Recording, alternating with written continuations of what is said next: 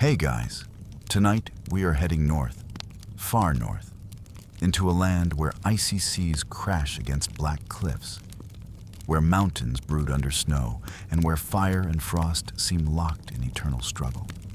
You find yourself among fjords so deep, the sun doesn't reach them until midday, and forests so thick, they whisper with secrets you can't quite hear. This is the world of the Vikings, though they don't call themselves that yet. They are simply Northmen, farmers, fishers, hunters, and dreamers, hardened by a land that demands more than it gives. And I'll be honest, you wouldn't survive long here. The winters are cruel, the food sparse, and even the sheep look like they could wrestle you. The sea alone could kill you 10 different ways before breakfast. But for these people, this world is home. They thrive in the cold, carve boats from trees, and sing songs to gods who demand both courage and cunning. So, before you get comfortable, take a moment to like the video and subscribe. But only if you genuinely enjoy what I do here. And while you're at it, I'd love to know, where are you listening from tonight? And what time is it for you? Now, dim the lights, maybe turn on a fan for that soft background hum, and let's ease into tonight's journey together. The air smells sharp with salt and pine. You stand at the edge of a fjord, water stretching black and cold beneath towering cliffs. The sky is gray, streaked with gulls, and the wind carries the cry of unseen animals. Behind you, a village huddles against the elements. Long houses with turf roofs, smoke curling from chimneys, wood piles stacked high against the winter to come. This is not a land of ease. Summers are short, winters long. The soil yields only grudgingly: barley, oats, turnips. Sheep and goats graze on rocky slopes, while cows and pigs huddle in sheds during the freeze. Every task is survival. You chop wood until your hands blister. You haul water until your back aches. You fish, hunt, and farm, knowing that one bad harvest can mean hunger. And yet, there is a wild beauty here. Northern lights shimmer across the sky in winter, green and purple curtains rippling like ghostly banners. In summer, the sun barely sets, lingering golden on the horizon until night is just a shadow of day. You feel small here, but also alive, as though the land itself dares you to endure. Here's your first historical fact. The Viking homeland stretched across modern Norway, Sweden, and Denmark, with settlements later spreading to Iceland and beyond. These lands were not barren, but they were challenging. Too rocky for easy farming, too cold for grapes or wheat. That hardship shaped the culture. Resourceful, resilient, always looking outward for more. Now for a quirky detail. Early Norse farmers used fish bones as fertilizer. After catching cod or herring, they buried bones in the soil to enrich the earth. Imagine planting barley with fish bones tucked beneath, hoping the spirits of both sea and land would bless the harvest. It worked well enough that entire villages reeked of the sea, even far from the shore. And here's your first uncertainty. Scholars still argue what drove the first Viking expansions. Was it overpopulation, lack of farmland, hunger for silver, or simple restless curiosity? The sagas tell of ambition and daring. Archaeology hints at pressure from scarce resources. But no single cause explains it all. Perhaps it was many threads woven together. Need, greed, and the eternal lure of the horizon. Step into a longhouse now. The door is low, the air smoky. Inside, it is warm, lit by firelight flickering on wooden beams. Families gather here, men, women, children, even animals tucked in stalls at one end during harsh winters. The air smells of smoke, stew, and wool. A woman weaves at a loom, threads clicking softly. A child carves a toy from bone. A man sharpens an axe, the rasp of stone steady in the dim. Above them hang shields, spears, and carved charms. Gods watch from every corner. Odin with one eye, Thor with his hammer, Freya with her falcon cloak. Life is practical, but it is never without story. Each chore is accompanied by myth, each task tied to the unseen. At night, voices rise. Songs echo, deep and slow, recounting battles, voyages, and gods. Skalds, poets, recite sagas from memory, their words weaving past into present. The stories are not just entertainment, they are identity. In a land where winter silences the fields, words keep history alive. Walk outside again, and you see the sea, always the sea. It is both enemy and ally, a barrier and a highway. Children learn to row before they are grown, to fish before they can fight. Boats are everywhere. Dugouts for rivers, sturdy ships for fjords, dreams of something greater waiting in shipyards. The Northmen gaze across the water, not with fear, but with hunger. They sense that beyond the horizon lies what their land denies: wealth, grain, silver, land. Already their world stirs. Traders drift south, bartering furs and walrus ivory for glass, silk, and spices. Whispers of richer lands travel back to fjords.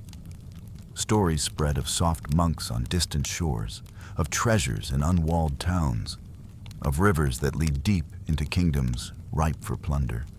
The dawn of the Northmen is not static. It is the first glow of a fire that will blaze across Europe. And yet, here in this moment, you don't feel fire. You feel cold wind on your face, the smell of pine smoke in your clothes, the creak of wood beneath your boots. You feel the quiet determination of people who survive against odds, who see beauty in harshness, who believe the gods themselves walk among them in storm and shadow. The dawn of the Northmen is not yet conquest, not yet raids. It is survival, stories, and the slow sharpening of ambition. You sit on a rock by the fjord, listening to gulls cry, and realize you are standing at the edge of history, waiting for the first oar to dip into water, the first sail to catch the wind, and somewhere in the longhouse behind you, a poet whispers a verse that will one day become Saga, ensuring that none of this will be forgotten. The forest is quiet, but not still. You hear the creak of axes striking oak, the rhythm steady and patient. The scent of fresh-cut wood hangs thick in the air, resin sweet and sharp. Men move among the trees, choosing carefully, murmuring to one another. The ship is not just built, it is born. And in this place, under tall pines and sturdy oaks, the lifeblood of the Vikings takes shape. You walk closer, boots soft on the forest floor. A tree stands marked with cuts, its trunk broad, its crown reaching high into the northern sky. One man runs his hand along the bark, nodding. This oak will do. With skill passed down for generations, they fell it. Splitting wood with wedges, smoothing planks with adzes. Chips scatter, the forest floor filling with curls of pale wood. The sound is steady, like music. Thump, scrape, rasp. The boat is the Viking's soul. Without it, he is just another farmer tethered to the land. With it, he is free. Sailor, trader, raider, explorer. The longship will carry him farther than any farmer's field, farther than any saga yet told. Here's your historical fact. Viking longships were marvels of engineering, clinker built with overlapping planks, flexible yet strong. Their shallow drafts allowed them to skim across oceans and slip up rivers barely knee-deep. They could land on open beaches, dart inland, and vanish before enemies even realized danger was near. And the quirky detail? Some ships carried carved animal heads at their prows, fierce dragons or serpents meant to frighten spirits and enemies alike. But sometimes, before approaching friendly shores, those heads were removed or covered, so as not to scare local land spirits. Imagine rowing across the sea with a dragon leading you, then quietly dismantling it before docking. Half warfare, half superstition. As for uncertainty, historians still debate just how fast these ships really were. Sagas claim longships could cross the North Sea in mere days, or outrun storms like deer on land. Archaeologists and experimental sailors have tested replicas, finding speeds of 10 to 12 knots possible. But were the Sagas exaggerating? Or were the real ships even faster than modern reconstructions allow? The truth hides between myth and timber. You crouch beside a half-finished hull now. The ribs rise like bones of some massive creature, each one curved and fitted with care. The builders work without modern blueprints, relying on memory, tradition, and feel. They shape each plank until it sings against its neighbor, overlapping tightly, sealed with tar made from pine resin and animal fat. Iron rivets glint where they've been hammered in, bent flat to hold the wood fast. The keel stretches long, the spine of the beast. Around it, the hull takes form, sleek and narrow, sharp as a predator. This is no lumbering barge. This is speed and grace crafted from wood. Children gather nearby, watching. For them, the shipyard is magic. They see men coax trees into dragons, forests into wings. They hear stories whispered that each ship carries a spirit, a luck bound to its timber. When launched, the ship is more than transport. It is kin, companion, destiny. Step forward, and you see the finishing touches. Shields will line the sides, painted bright red, yellow, or black, forming both armor and display. A mast rises, ready for a square sail woven from wool, dyed with stripes to catch both wind and eye. Ropes twist from hemp, smelling faintly of salt and tar. Oars lie stacked, smooth handles worn by countless palms. You run your hand along the wood, and it feels alive. Warm from the sun, smooth under oil. Soon this ship will kiss the water, slide down greased logs into the fjord with a splash that echoes off cliffs. Men will leap aboard, oars dipping in unison, the sails snapping full, the ship darting forward like a hawk into flight. The sea waits, and the Vikings know it. From childhood, they row small boats across fjords, learning the rhythms of current and wind. They fish cod and herring, mend nets, bale water. By the time they are grown, they move as naturally on water as on land. The longship is not foreign. It is an extension of their own limbs. Picture yourself at the oar. The wood presses against your palm. The rhythm burns in your shoulders. Around you, 20, 30 men row in perfect time, the ship gliding forward, cutting through waves with a hiss. Above, the sail bellies full, its wool creaking against ropes. The air is sharp with salt, your face wet with spray. The world shifts. The horizon expands, and you feel untethered, as if the sea itself welcomes you. Here's another quirky detail. Viking sails were sometimes waterproofed with sheep's fat and urine, rubbed into the wool to keep rain and spray from soaking through. The smell was said to linger, pungent and unpleasant, but effective. Imagine crouching under a stinking sail, grateful nonetheless that it kept you dry. And uncertainty? Scholars still argue whether Viking ships relied more on rowing or sailing during long voyages. Some sagas emphasize constant rowing, suggesting men rowed for days. Others praise the sail as the true secret.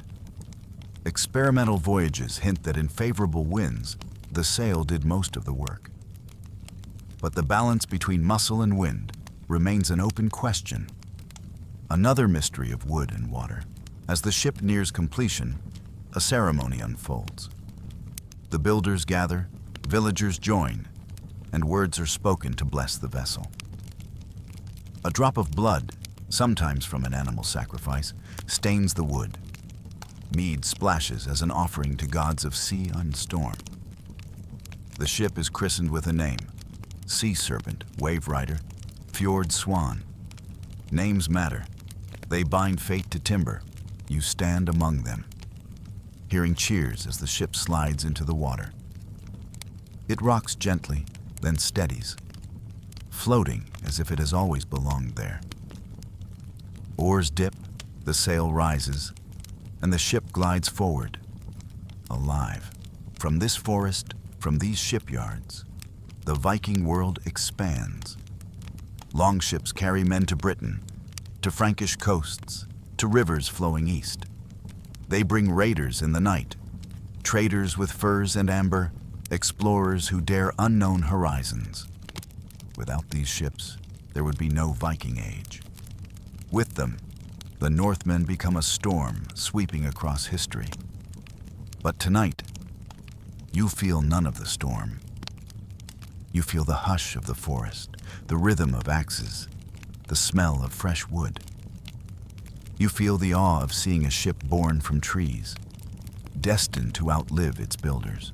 And as you close your eyes, drifting toward sleep, you still hear the steady rasp of adzes, the murmur of men at work, and the whisper of the sea calling through the pines.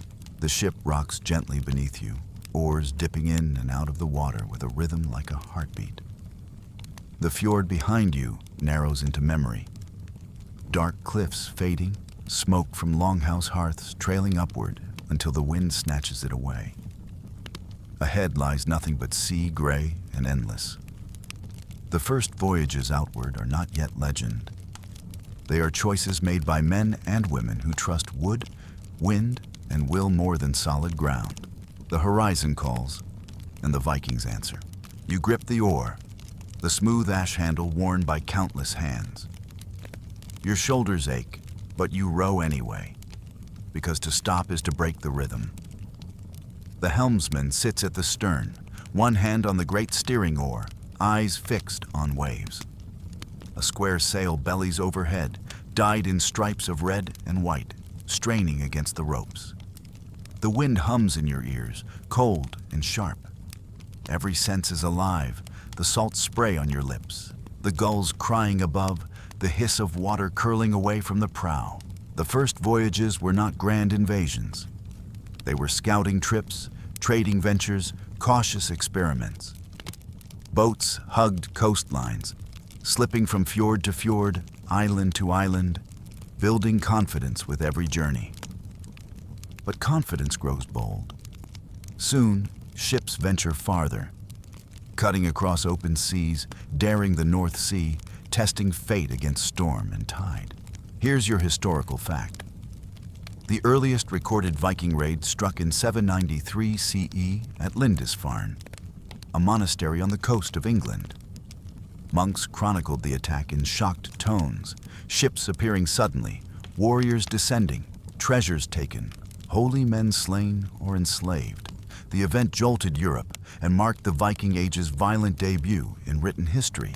And the quirky detail? Some early voyages may have carried not just warriors, but livestock, chickens, sheep, even goats tucked into ships to provide food on longer journeys. Imagine rowing with a goat bleeding at your feet, its horns nudging your shins while waves crash over the gunwales.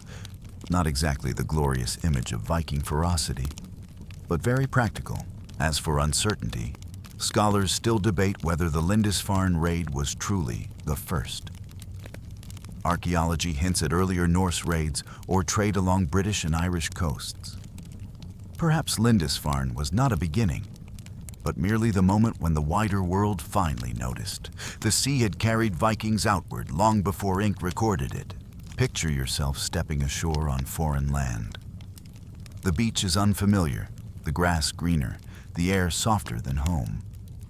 You hear the distant ringing of church bells, smell bread baking in stone ovens. For a moment, you feel like an intruder in another world, because you are.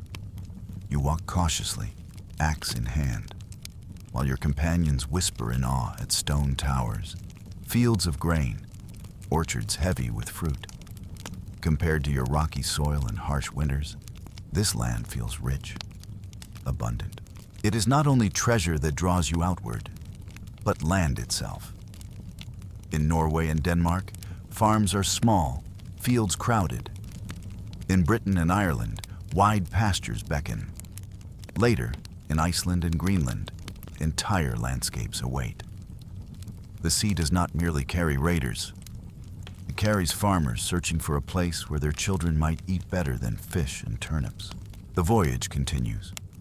By night, you navigate not by maps, but by stars. The North Star gleams steady, and you fix your course against it. By day, you read the sun's path, the color of water, the flight of birds. Ravens may be carried aboard. If released and they fly straight, you follow them, knowing land lies that way. Here's another quirky fact. Vikings may have used sunstones, crystals like Iceland's spar, to find the sun's position even on cloudy days. Held up to the sky, the stone refracts light, revealing a hidden glow that points to the sun. It sounds like magic, but experiments suggest it works. Whether they used it often or rarely, we cannot be certain, and that's the uncertainty.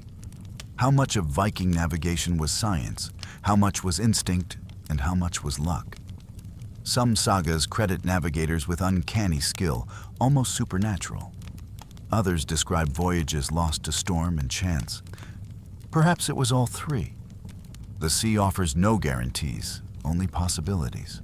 You imagine the dangers. A sudden storm, black clouds rolling fast, waves rearing high.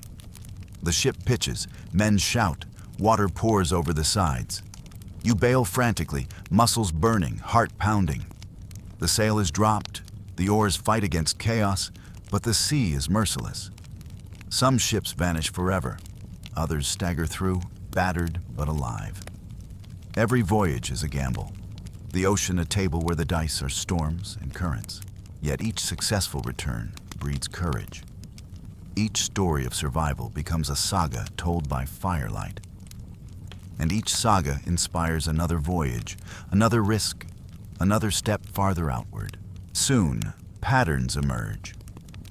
Ships return with silver from English monasteries, with wine from Frankish merchants, with silk from Eastern bazaars. Others return with tales of islands rich with grass, of rivers leading deep into unknown lands, of kingdoms weak and unguarded. The sea becomes a map in Viking minds. Not an obstacle, but a network of paths leading everywhere. You feel the shift. You are no longer rowing for survival. You are rowing for destiny. The horizon is no longer a barrier, but an invitation. And here's a final image for tonight. The ship gliding at dawn, mist curling off the waves. The men row in silence, eyes fixed ahead. The coast of a new land emerges slowly, hills rising, smoke drifting from villages, towers glinting in the first light. The oars quicken, the ship surges, and history leans forward, waiting. The first voyages outward are more than raids, more than trade. They are the spark that turns fjords into highways, villages into empires, farmers into legends. You sit on the prow, salt stinging your lips, watching the world expand before you. And somewhere inside, you realize you are no longer just a Northman. You are becoming something else. You are becoming a Viking. The sea falls away behind you, its salt wind fading into the smell of smoke and damp earth. Before you lies a village, small, weathered, alive with the rhythms of ordinary survival. Longhouses huddle together under turf roofs, their wooden beams darkened by rain. Chickens scuttle in the mud, dogs bark and dart between legs, and smoke rises in slow curls from chimneys. This is no battlefield, no raid, no saga sung in grand halls. This is where most Vikings lived and died. Not as raiders or kings, but as farmers, herders, fishers, and craftspeople. Here, the true heart of their world beats, steady and unremarkable. yet as essential as the longship that carries them abroad. You walk into the village and feel the ground soft beneath your boots. It's not paved, not ordered, just earth packed by countless feet and hooves. A boy runs past with a wooden toy horse. A woman bends over a loom, weaving wool into fabric. An older man repairs a fence, hammering stakes into damp soil. Every movement is practical, every gesture aimed at survival. Farming is the backbone. The land may be stingy, but barley and rye grow in thin fields cleared from forest. Turnips push up from the soil, onions dry in the sun. Sheep and goats graze on hillsides, cattle low in meadows, pigs snuffle near the houses. Milk is churned into butter, wool spun into yarn, meat smoked or salted for winter. Nothing is wasted. Even bones become needles, antlers become handles, scraps of cloth become patches. The longhouse is the center. Step inside, and your eyes adjust to dim firelight. The air is heavy with smoke, for there is no chimney, only a hole in the roof, where sunlight slants in like a blade. Families sleep in alcoves along the walls, men and women, children and servants, even animals in winter. The fire pit glows at the center, where pots hang on chains, soup simmering with fish, barley, and herbs. The smell is earthy, warm, comforting. Here's your historical fact. Archaeological digs show that most Viking longhouses were 30 to 50 feet long, though chieftains built some stretching over 200 feet, large enough to hold entire communities. They were built of timber, with turf layered on roofs for insulation. In cold months, families, animals, and smoke all crowded inside together. And the quirky detail? Archaeologists have found toys carved from wood and bone, tiny ships, animals, and even figurines. Viking children didn't just listen to sagas.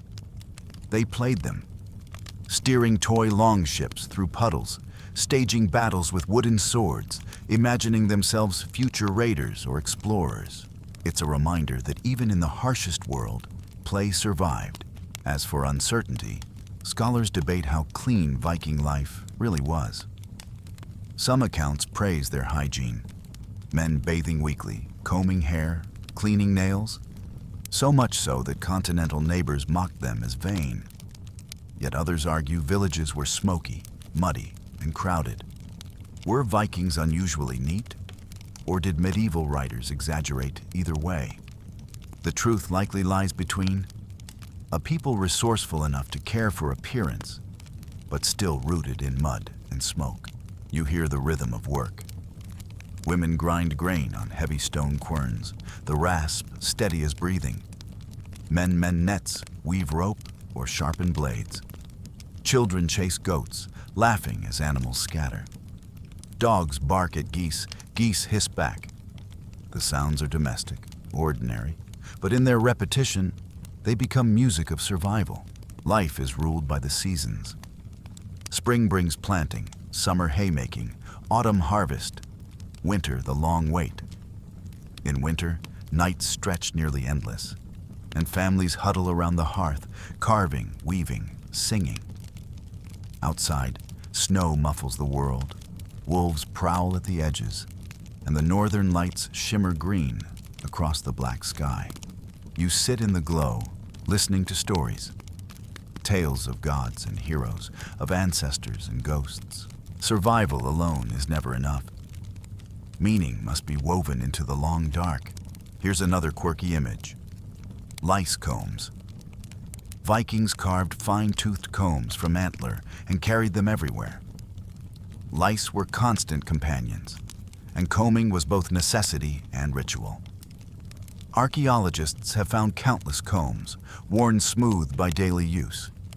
Picture a burly farmer, axe on his belt, pausing to delicately comb his beard while chickens cluck around him. And uncertainty. Scholars still argue whether women held more freedom in Viking society than in other medieval cultures. Laws suggest women could own property, demand divorce, and manage farms in husband's absence.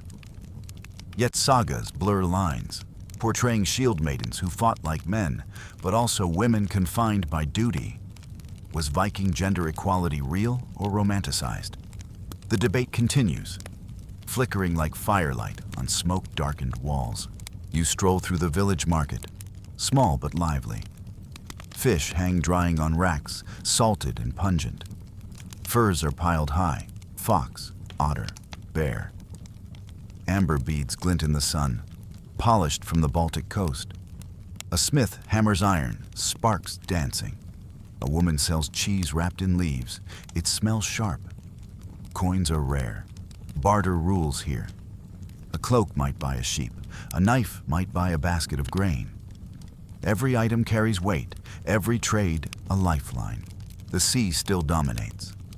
Even inland villages send men to fish rivers and coasts. Boats bring more than food, they bring contact. Traders arrive with foreign goods, glass beads, silver coins, wine in clay jars. Villagers gather to stare, to wonder at objects from lands they'll never see. A Frankish brooch gleams on a woman's dress. An Arabic coin hangs as an amulet around a child's neck. The world beyond the fjord seeps quietly into daily life. Night falls again. You sit in the longhouse, the fire glowing low. Men sharpen axes by lamplight. Women spin wool. Children drowse under blankets. A skald begins a story, voice deep and slow. He tells of Thor battling giants, of Odin wandering in disguise, of Freya searching for her lost husband. His words are not just entertainment. They are threads tying the family to gods, ancestors, and fate. You listen, your eyes heavy, as sparks drift upward. You remember the shipbuilders in the forest, the first voyages out to sea.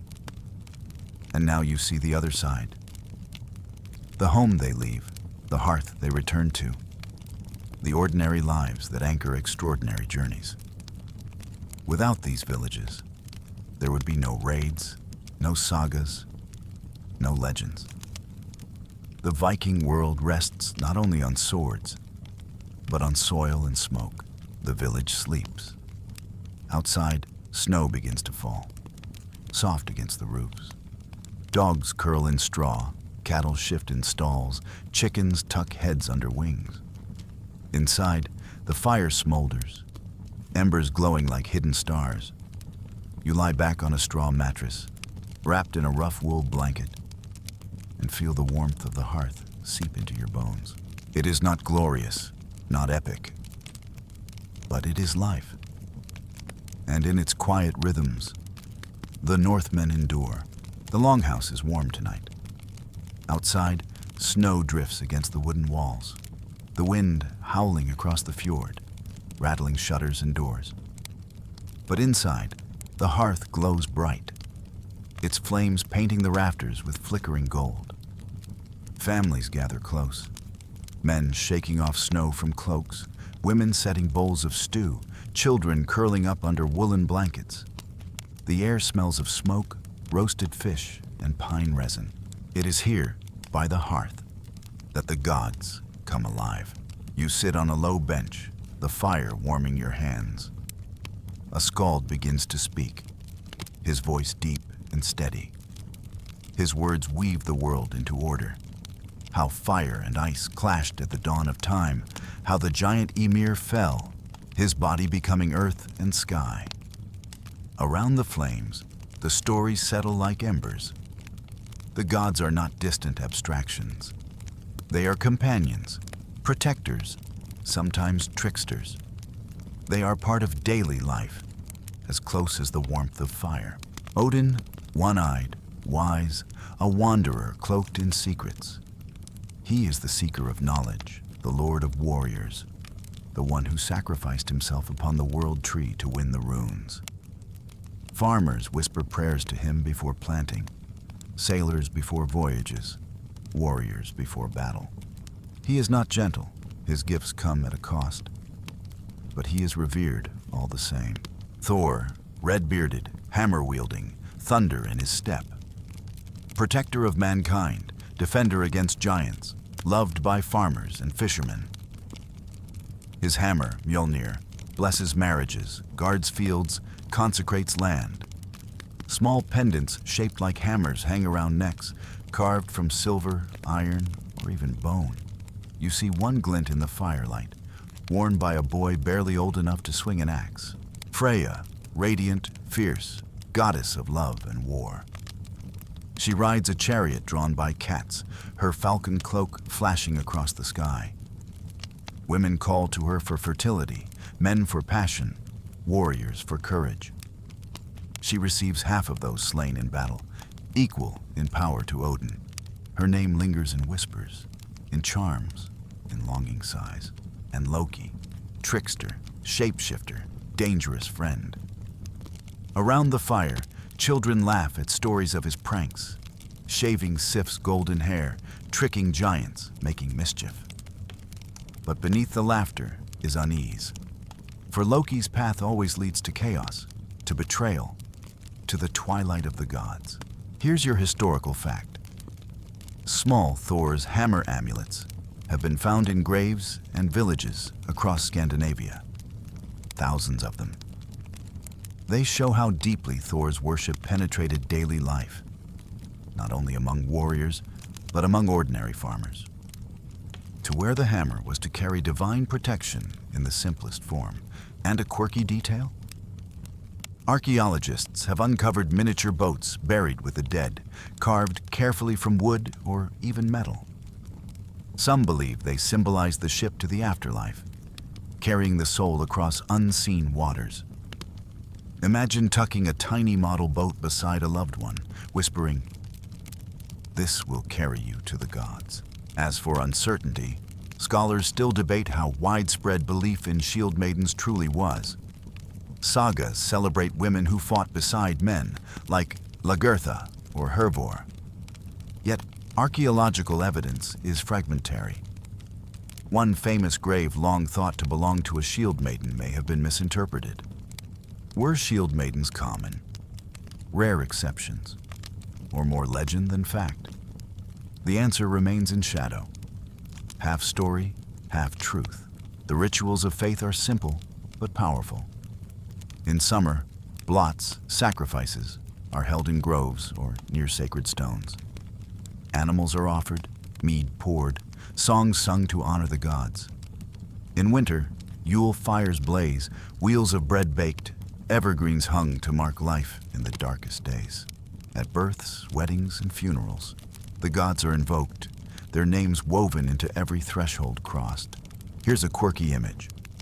Archaeologists once found a carved wooden idol with multiple faces, each side watching a different direction. Was it Odin with his all-seeing wisdom? Or a local deity guarding from every angle? No one knows. But imagine sitting in a darkened hall, firelight flickering across those faces. Feeling eyes follow you, no matter where you turn. The hearth itself is sacred. It is the center of the home, the place where food is cooked, warmth gathered, stories told. Fire is not just survival. It is divine presence. Sparks leap upward, and some say they are the souls of ancestors, rising to join the gods. Children stare into flames, hearing sagas of giants and gods, their imaginations flickering as bright as the embers. In these stories, you hear more than entertainment. You hear values: courage, loyalty, cunning, hospitality, the inevitability of fate. The sagas are moral lessons as much as myths, teaching how to live in a world harsh and unpredictable. Even gods fall prey to destiny. Even Odin cannot prevent Ragnarok. If gods themselves face doom, then men must live boldly, making each day count before the end arrives. Now picture a quiet evening. Snow taps against the roof, the wind moans at the door. Inside, a family gathers around the fire. A mother ties a Thor's hammer pendant around her child's neck.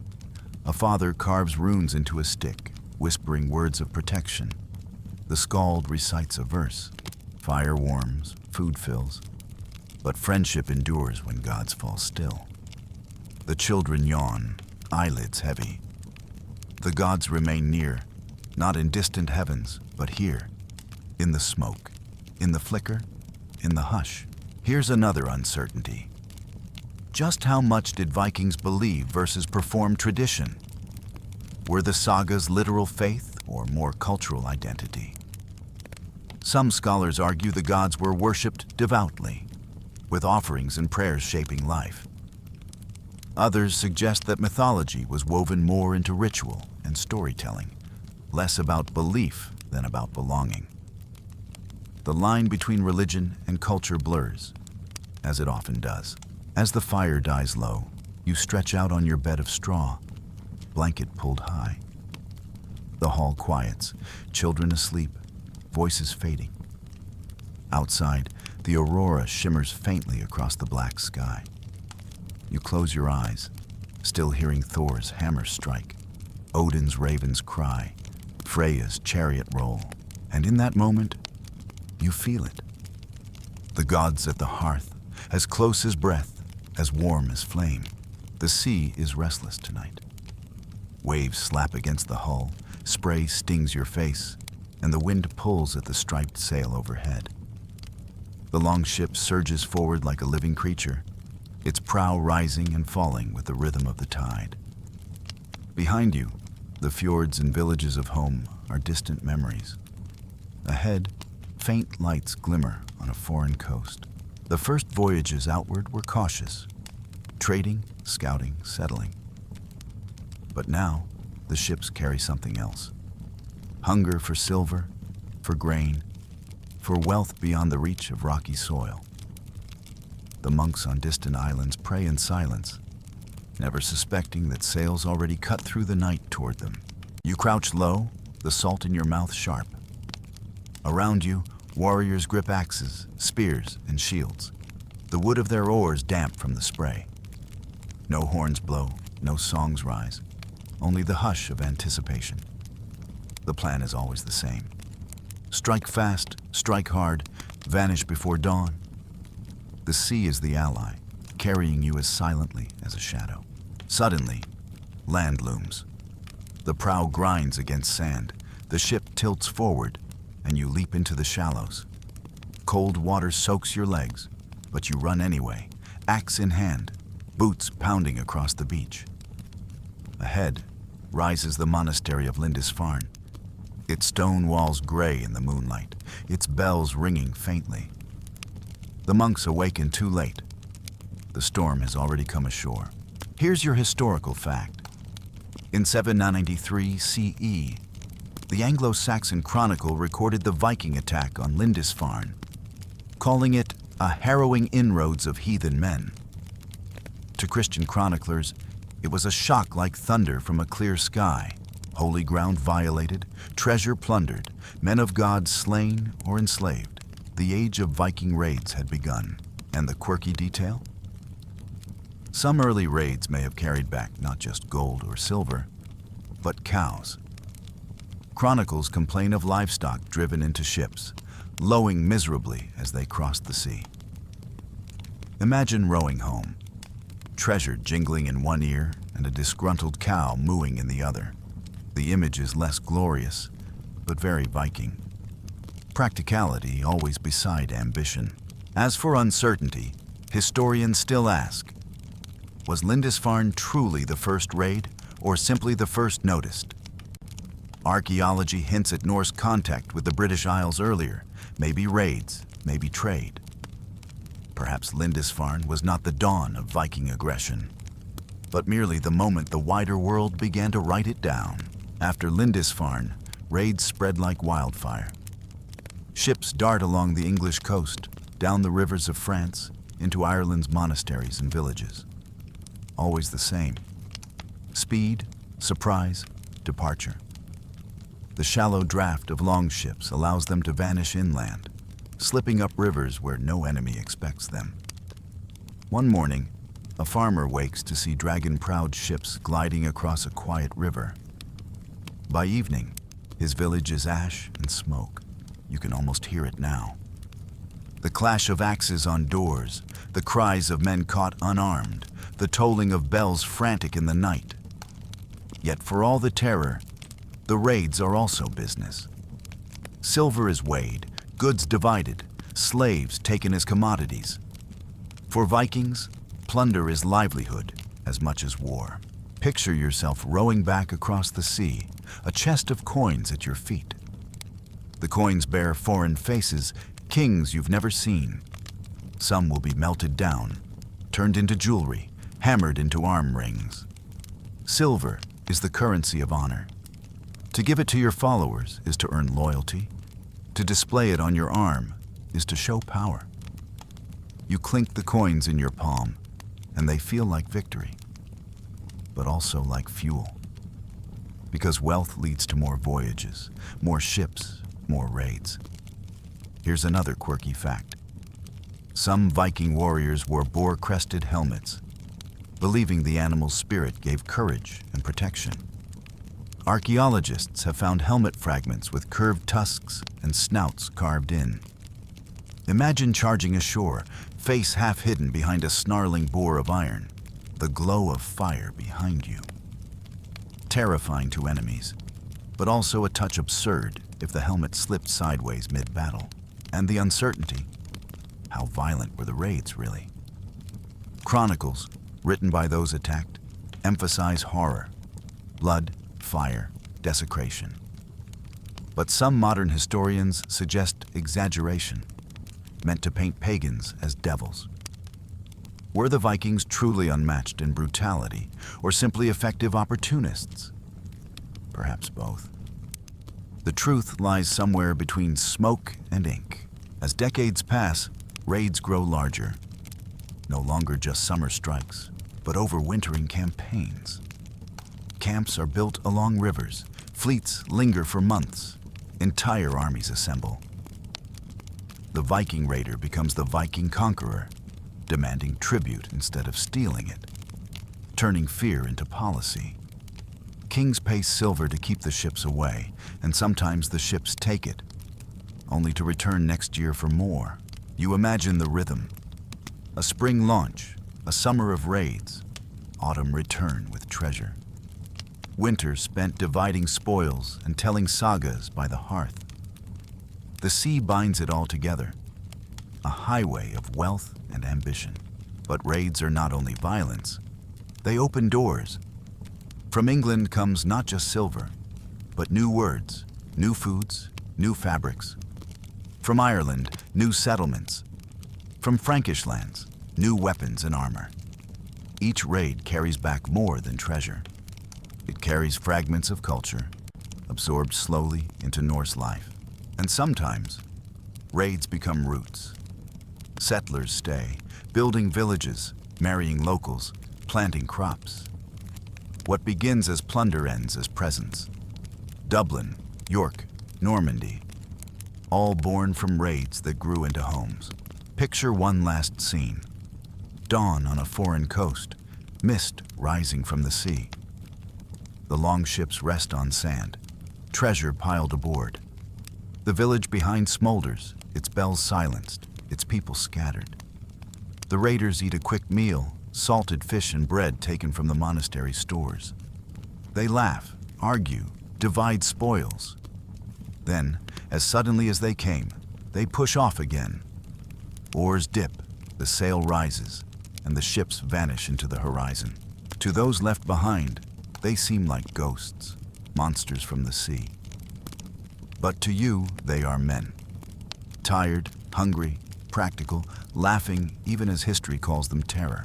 The raids on distant shores are not the whole of Viking life, but they are the fire that draws the world's attention, the storm that etches itself into chronicles. And as you close your eyes now, drifting toward sleep, you still hear the creak of oars, the crash of waves, and the faint jingle of silver coins in the dark. The sea is calm tonight, the waves rolling gentle as if the ocean itself sighs in sleep. Your ship glides steadily, its sail catching a soft breeze, its prow nosing eastward. Around you, men murmur not of raids or plunder, but of markets, of silver. of cities far beyond the horizon. The world of the Viking is not only axe and shield.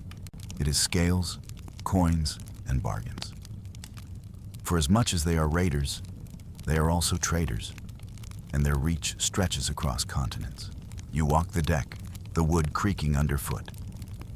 Instead of rows of spears and shields, you see bundles. Furs stacked in neat piles, glistening with oil to keep them supple. Tusks of walrus ivory gleaming pale. Slabs of amber glowing honey gold in the sun. These are the treasures of the North, drawn from forests, rivers, and seas. They are heavy, valuable, and meant not for plunder, but for exchange. The longship is not the only vessel of trade. Broader knars, cargo ships, carry goods across seas. They move slower, with fewer rowers, but their holds are deep and wide. Inside, chests rattle with beads, sacks of wool, barrels of fish. When these ships dock at foreign markets, their contents sparkle like treasure troves. Here's your historical fact. Viking trade routes stretched astonishingly far. From Scandinavia, ships sailed west to Ireland and England, south to France and Spain, and east through Russia's rivers all the way to the Byzantine Empire and the Caliphate of Baghdad. Norse traders carried furs and slaves, and in return brought back silver, silk, spices, and glass. And a quirky detail. Viking merchants sometimes weighed silver by cutting it into pieces, called hack silver. Coins, jewelry, even broken shards were weighed on portable scales. Imagine a trader haggling, slicing a bracelet in half and dropping it onto a tiny balance while his customer nods. Currency wasn't about faces on coins. It was about weight, trust, and the shine of metal. As for uncertainty, historians still debate how many Vikings were primarily raiders versus traders. Some argue most Norse voyages sought wealth through peaceful exchange, with raids a smaller part of the picture. Others emphasize the violence recorded in chronicles. Was the Viking world more merchant than marauder? The balance remains hazy, shifting like light on water. Picture yourself at a bustling riverside market. Stalls of wood and cloth line the banks, smoke curling from cook fires. Voices rise in a dozen tongues: Norse, Slavic, Greek, Arabic. A Viking trader lays out his wares: fox pelts, seal skins, carved combs, antler handles. In return, a Byzantine merchant offers glass beads that glitter like captured stars, bolts of silk smooth as water, coins stamped with foreign emperors' faces. The exchange is not just material, it is cultural. You taste dates for the first time, their sweetness clinging to your tongue. You smell cinnamon and pepper, spices sharp and intoxicating. You run your hand across silk, shocked at its softness compared to coarse wool. The world feels bigger, richer, more connected than you imagined.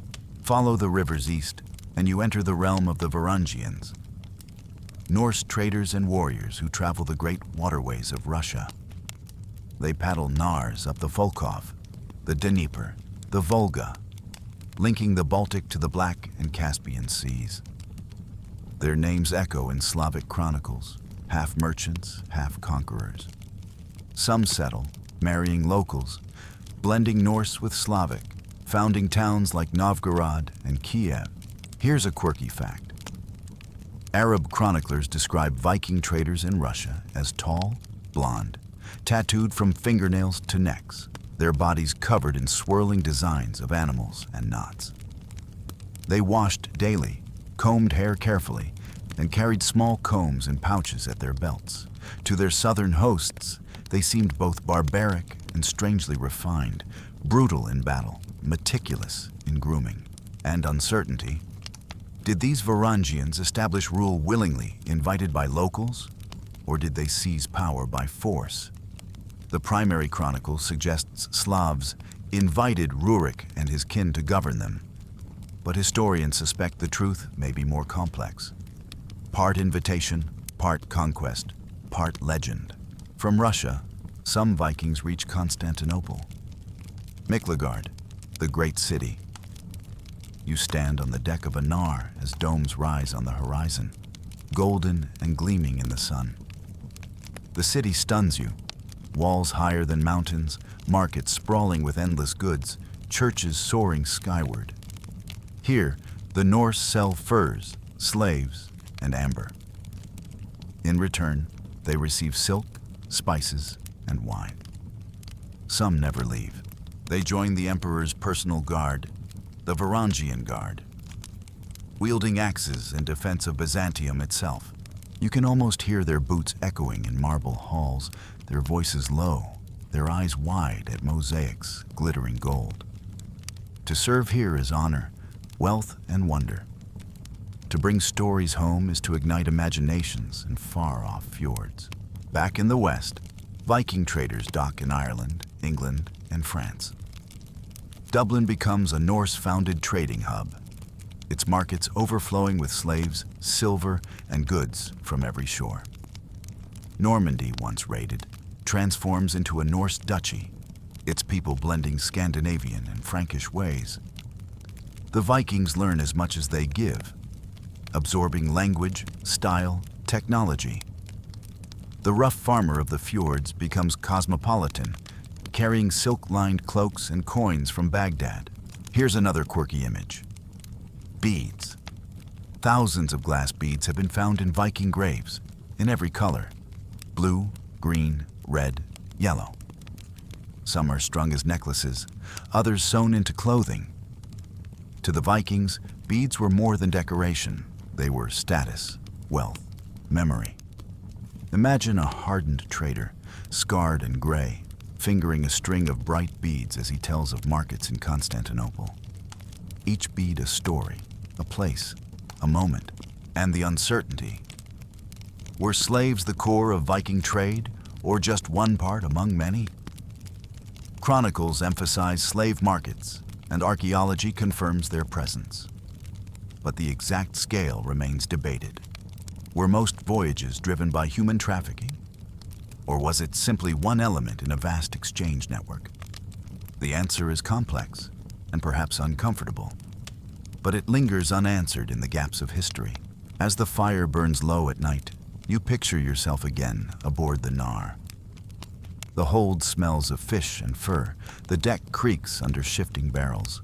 Stars wheel overhead, and the sea carries you between worlds. You are not a raider tonight, but a merchant, your future tied not to axes, but to scales and silver. And yet, you realize the difference is thin. Today, you trade peacefully. Tomorrow, you might raid. The day after, you might settle. The sea makes all things possible, and the Longship carries them all. The Viking trader is not less daring than the raider. He is simply armed with goods instead of weapons, patience instead of fury. His voyages reach farther, his impact lingers longer. Where the raider leaves fire, the trader leaves roots. Both are remembered, but in the end, perhaps it is the trader's legacy, the mingling of cultures, the weaving of worlds, that endures the longest. As you drift into sleep, you imagine markets humming, beads glinting, coins clinking, sails snapping. The Vikings spread across the seas not only as warriors, but as merchants, carrying stories and goods from one end of the known world to the other. The hearth of the fjord glows warmer now, knowing its sons and daughters have touched Constantinople, Baghdad, and beyond. The Longship rocks gently, the cargo secure, and you close your eyes. The world swaying, the ocean's heartbeat lulling you into dreams of silver and silk. The sea gave freedom, but it was the land that demanded order. You walk now across a meadow on a bright summer day, dew still clinging to grass, birds darting overhead. Ahead rises not a hall, not a fortress, but an open-air gathering. Hundreds of people scattered across a slope, men and women alike, their cloaks bright in the sun. There are no thrones here, no gilded crowns, only stones arranged in a circle, a wooden platform, and the murmur of voices. This is the thing. the Viking Assembly. Here, law is spoken, disputes are settled, and decisions made. The air is thick not with smoke or battle, but with words. You join the crowd, the hum of voices like the sea itself. Farmers stand beside warriors, chieftains beside free men. Women walk among them, some speaking their cases, others listening intently. There is no parchment to sign, no ink to scratch. Law here is memory, carried in voices. A law speaker steps forward, staff in hand, his voice rising. He recites statutes and precedents, lines of rhythm and repetition that stick in memory. Each word weighs heavy. For in this world, law is not written, it is lived. Here's your historical fact. The Vikings governed themselves through things, assemblies that existed at local, regional, and even national levels. The most famous, the Althing of Iceland, founded around 930 CE, is considered the world's oldest continuous parliament. These gatherings set laws, judged disputes, and bound communities together without kings dictating from above. And the quirky detail? Some things were held at places marked by natural features. A large boulder, a grove of trees, even hot springs. In Iceland, the Althing met at Thingvellir, a dramatic plain split by a great rift, with cliffs echoing voices across the crowd. Imagine standing there, words booming like thunder, carried by the very land. As for uncertainty, scholars still puzzle over how much power ordinary people truly had at the thing. In theory, free men and even some women could speak. In practice, wealth and reputation likely carried the most weight. Was the thing true democracy, or more a theater of fairness masking chieftain dominance? The answer remains clouded, somewhere between ideal and reality. You watch as disputes unfold. A farmer accuses his neighbor of stealing sheep. Witnesses speak, voices wavering, the crowd murmuring. The law speaker recites penalties, repayment, compensation, oaths sworn. No prisons exist here. Punishment is restitution, exile, or in the worst cases, outlawry. To be outlawed is to be cast out, hunted if necessary, cut off from kin and protection. Few fates are harsher, for survival here requires community.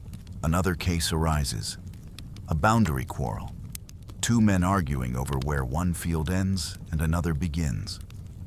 Stones are brought, lines retraced, the community itself enforcing memory of land. You realize the law here is not distant authority. It is living agreement, carried by those who gather. The thing is not only law, it is also festival. Around the circle, merchants set up stalls. Smoke rises from spits roasting meat. Mead flows in horns, games of strength and skill erupt. Children dart between crowds, dogs bark, fiddles and drums strike up. For many, the thing is the year's highlight, a chance to see relatives, court lovers, strike bargains. Law binds them, but fellowship sustains them. Here's another quirky fact. Marriage contracts were often arranged or confirmed at the thing. Fathers and mothers negotiated dowries, gifts exchanged, oaths sworn before witnesses. Imagine the hum of voices, a young couple glancing shyly at each other as parents debate how many cattle count as proper exchange. And uncertainty.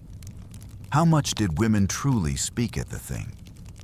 Sagas mention women like Un the Deep-Minded in Iceland, who commanded respect and influence.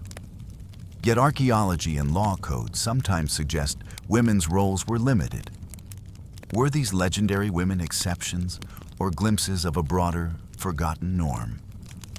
The debate continues, flickering like the firelight in longhouses. As the day wanes, judgments are given.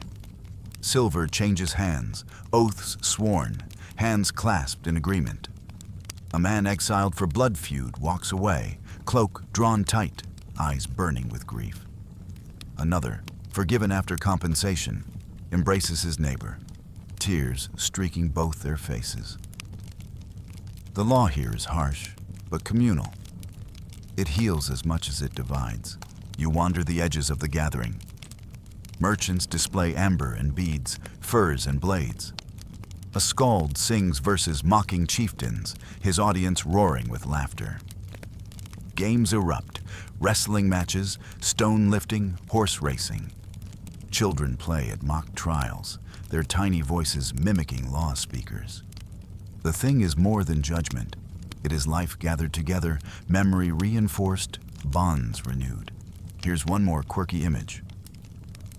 At some things, people carved runes into rocks or wood to mark their presence.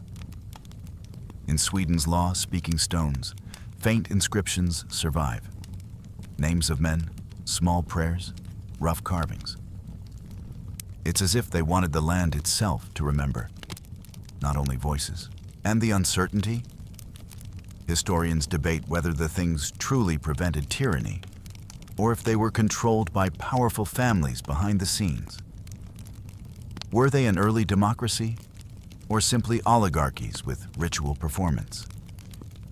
The sagas present them as noble assemblies, but sagas too are stories, polished with time. Night falls, and the meadow empties. Fires burn low, people drift back to farms, voices fade into the dark.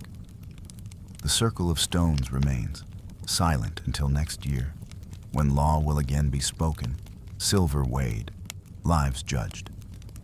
You stand alone in the quiet, the rift cliffs of Thingvellir rising dark against the stars. The ground beneath you feels sacred, heavy with memory. And as you close your eyes, you hear not axes or oars, but voices. Steady, calm, arguing, swearing, laughing. Law here is not ink on parchment. It is breath in the air, words carried across generations, binding free people in a world as harsh as it is beautiful.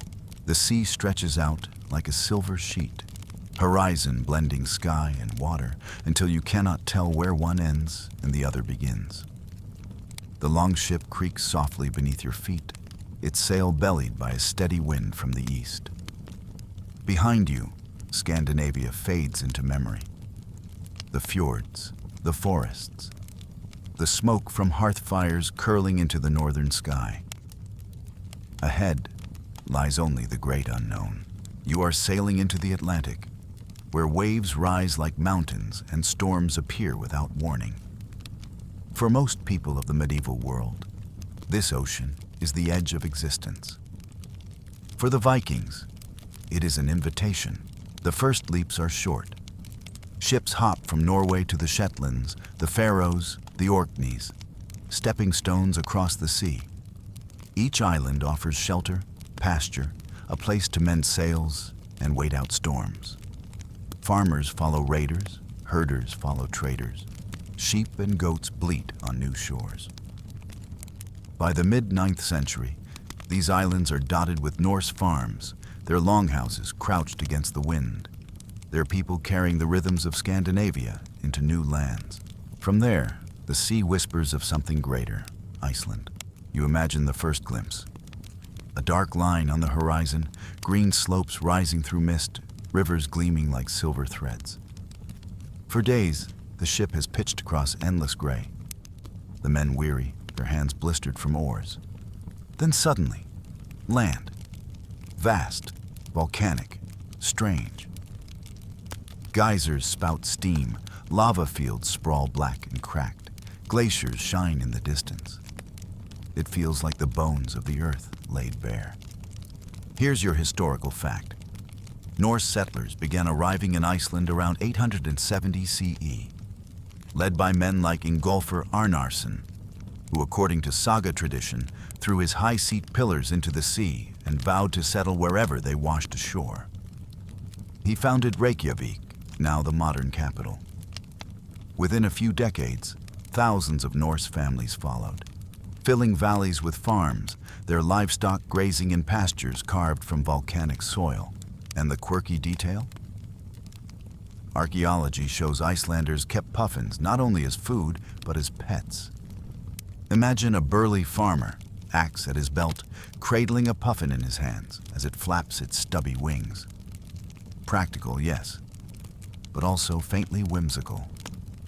A reminder that even Vikings had softer sides. As for uncertainty, historians debate whether Iceland was truly uninhabited when the Norse arrived. Some evidence suggests Irish monks may have lived there earlier, leaving behind carved crosses and fragments. Did the Norse drive them out? Or did they leave on their own? The sagas are silent, the truth half buried in volcanic ash. But even Iceland is not the end. From its western fjords, the horizon still beckons. Greenland, Eric the Red, exiled from Iceland for manslaughter, sails west in search of new land. He finds a massive island of ice and rock, but its southern fjords are green in summer, pastures dotted with flowers. To lure settlers, he names it Greenland, a marketing trick before marketing existed. And it works. Ships follow, carrying families, animals, timber, and hope. By the year 1000, Norse colonies cling to Greenland's coasts, their churches rising against the cold, their cattle grazing in fragile meadows. You picture them now. Farmers scraping soil thin as parchment, women spinning wool inside turf houses, children staring at glaciers glowing blue in the sun. It is life at the edge of the world, yet still bound to Scandinavia by ships and sagas. And then, beyond even Greenland, lies rumor. Land farther west, seen by sailors blown off course. A place where grapes grow, where forests stretch, where salmon fill rivers. Vinland. Here's your historical fact. Around the year 1000, Leif Erikson, son of Eric the Red, sailed west from Greenland and reached the coast of North America, 5 centuries before Columbus. Archaeological remains at Lanceau Meadows in Newfoundland confirm Norse presence. Turf houses, iron nails, a spindle whorl. The sagas speak of Leif's discovery, of grapes and timber, of brief attempts to settle. And the quirky detail? One saga claims that Leif rescued shipwrecked sailors on his way home and earned the nickname Leif the Lucky. Imagine him, steering through icy seas, spotting desperate men clinging to driftwood, pulling them aboard with rough hands and a rare smile. Even explorers had moments of kindness. As for uncertainty, scholars still debate the exact locations of Vinland. Was it Newfoundland? Nova Scotia? Even farther south, perhaps into New England? The sagas describe grapes and wheat, plants that don't grow wild in Newfoundland. Were they exaggerations? Or do the sagas preserve memories of journeys deeper into the continent? The answer remains one of history's enduring mysteries. You stand on a foreign shore, the grass thick, the trees tall. Birds wheel overhead, their cries sharp. The air smells different, sweeter, warmer. Your companions drag the ship onto the sand, axes biting into trees for timber. A small settlement rises. Turf houses, fires smoking, stores of grain stacked. For a moment, you imagine permanence. But the land is not empty. Encounters with the indigenous peoples, called Skraelings in the sagas, turn tense, sometimes violent. Arrows fly, stones crash, fear spreads. The settlement is abandoned. The Vikings return to Greenland, and Vinland slips into legend. Here's another quirky image. One saga describes a Viking named Thorvald, who, after being struck by an arrow in Vinland, pulled it out and sighed, "This is a beautiful land, but we will not live here." A fatal wound, a wistful farewell. It is both tragic and strangely poetic, as if even in death he saw the promise of what could not be kept. The Atlantic, though, remembers. Norse ships crisscrossed these waters for centuries, linking Norway to Iceland, Iceland to Greenland, Greenland to Vinland. They carry stories as much as goods, tales of volcanoes, of glaciers, of grapes and salmon, of lands where the sun lingers strange. These tales echo in sagas, becoming half history, half myth. And the uncertainty? Why did the Greenland colonies vanish? By the 1400s, they were gone. Some blame climate cooling, the Little Ice Age shortening growing seasons, sea ice blocking trade. Others suggest conflict with Inuit peoples, or disease, or simple decline of contact with Europe. Were they absorbed, abandoned, extinguished? No one knows for sure. The turf walls crumble in silence, the mystery unsolved. As you lie back now, the ship rocking beneath you, the stars glitter above. You feel the vastness of the Atlantic, the daring of those who crossed it in wooden ships. They were farmers, traders, dreamers, explorers, ordinary people who dared extraordinary seas. The oars creak, the sail snaps, and you drift into sleep, hearing waves lap against the hull, carrying you farther and farther west, into the land where sagas blur into legend. The hall is quiet except for the crackle of the fire.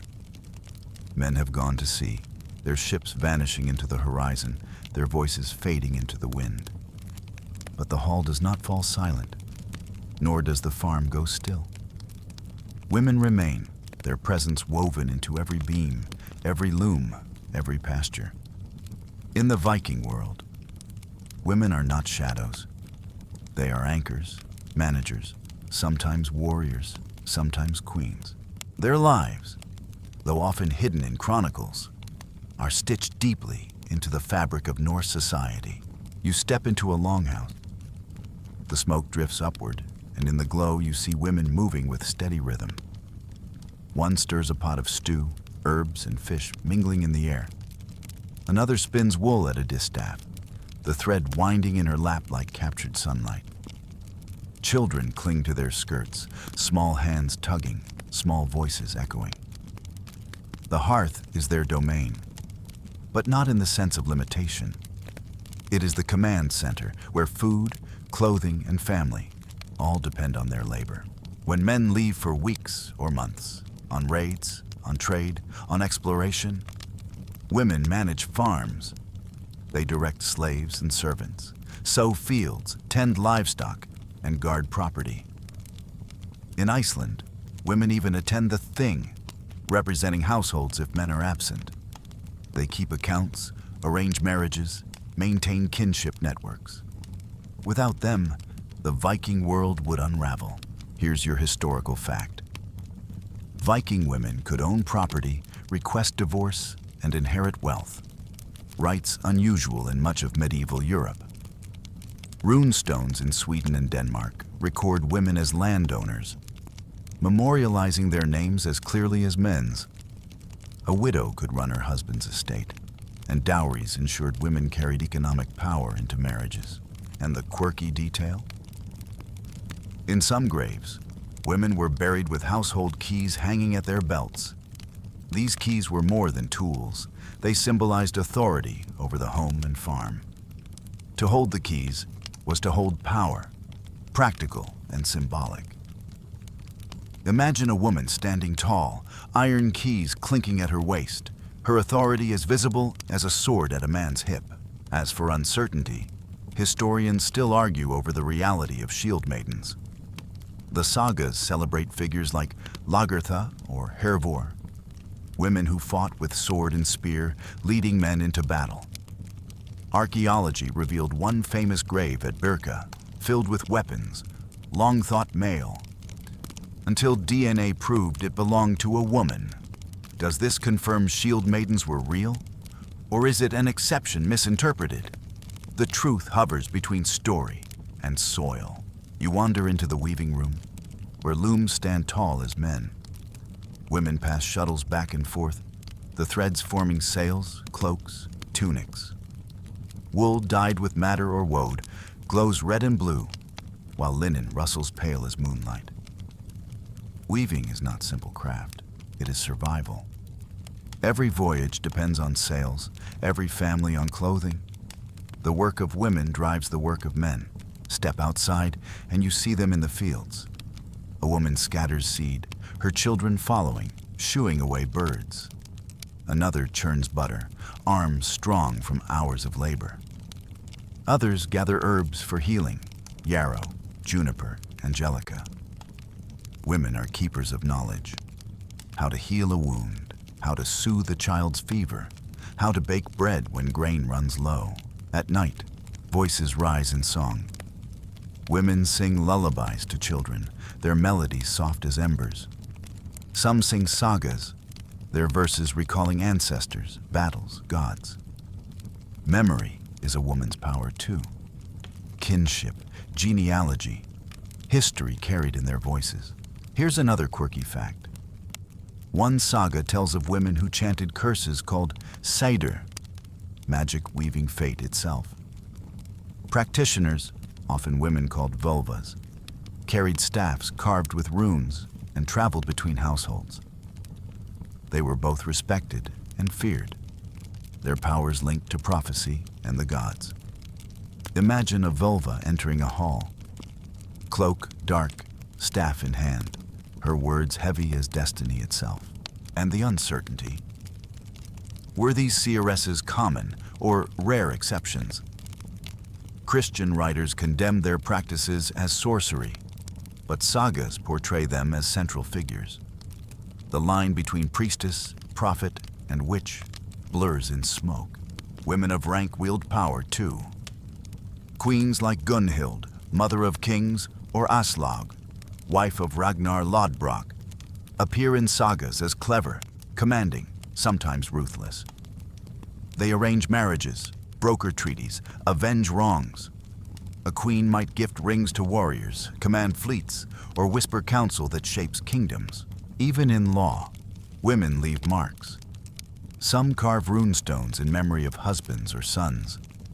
In Uppland, Sweden, dozens of stones begin with phrases like, "So-and-so raised this stone in memory of her husband."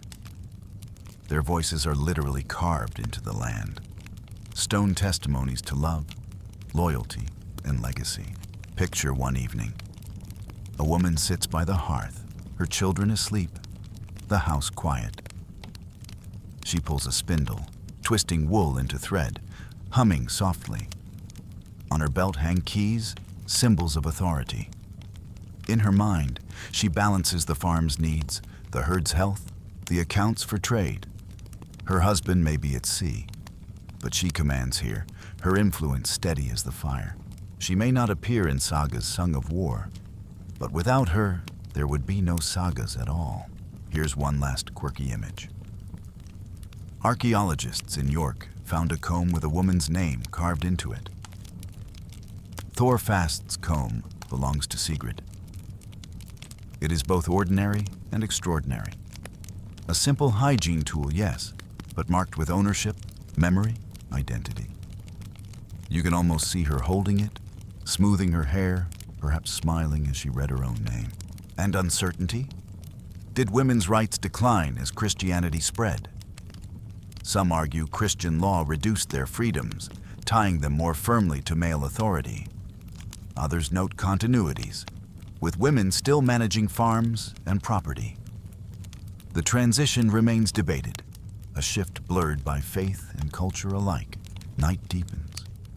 You lie back on a bed of straw, listening to the quiet hum of spinning wheels, the soft lullabies, the whispers of magic and sagas. Women are here in every thread of life.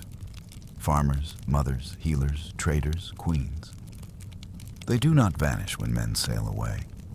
They endure, shaping the north as surely as any axe or ship. You close your eyes, and in the glow of the hearth, you see them still. Keys at their belts, looms at their hands, wisdom in their eyes. Women of the north, steady and strong, weaving the fabric of a world that will not forget them. The sea gave the Vikings their reach, but on land, power still mattered. You walk now into a great hall.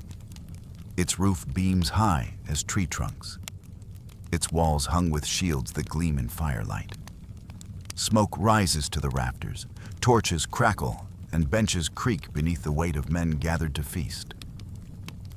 At the center, on a raised seat, a chieftain sits.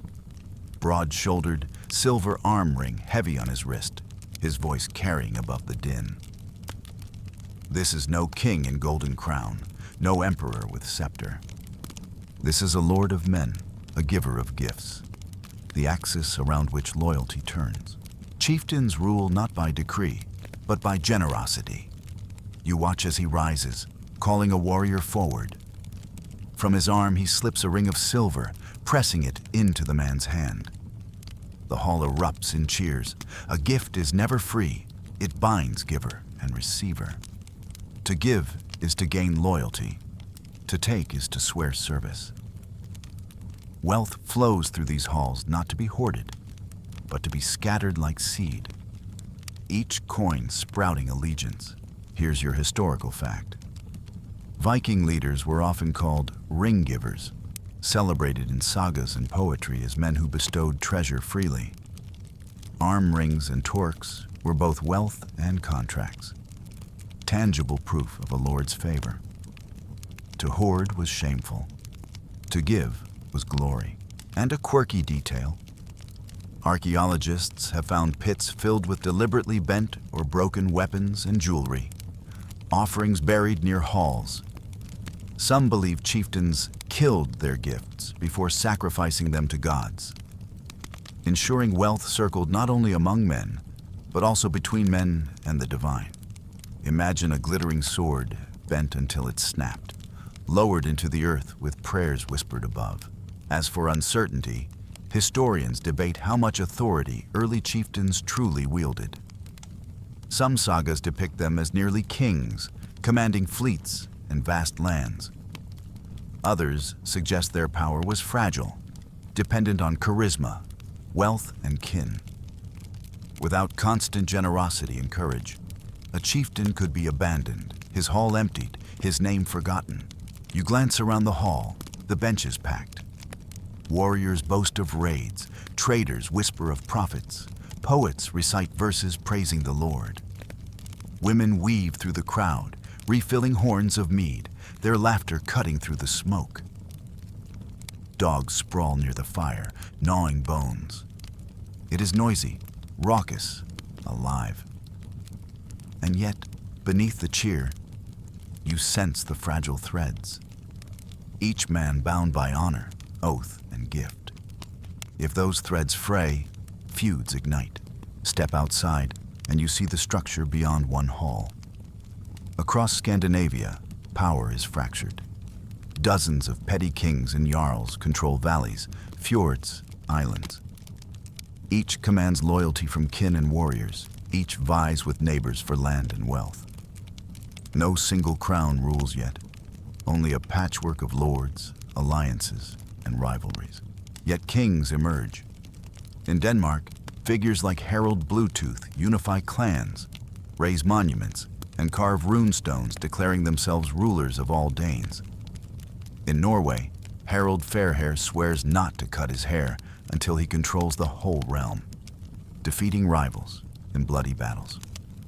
In Sweden, kings rise at Uppsala, where sacrifices bind their power to the gods. Slowly, scattered chieftains give way to kings who dream of uniting lands beneath one banner. Here's another quirky image.